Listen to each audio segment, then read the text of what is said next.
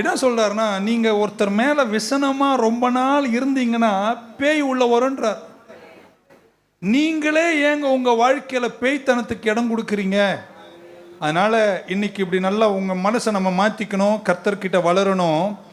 என் சகோதரன் என் சகோதரி வளரும் போதும் தாழும் போதும் ஒப்பிடுதலில் வாழாமல் நல்ல இருதயத்தோடு நான் வாழ்ந்தால், உன் தெரியுமாங்க, போராம தாங்க எல்லா போராட்டத்திற்கும் காரணம். மோசே ஆரோன் மேல போராமைப்பட்டார்கள். ஆமென். அது நிமித்தம் பூமி பிளந்து அவங்களை விழுங்கி போட்டது என்று பைபிள் சொல்லுகிறது. ஏன் மோசே மேல ஆரோன் மேலும் கோவப்பட்டார்கள்? போராம.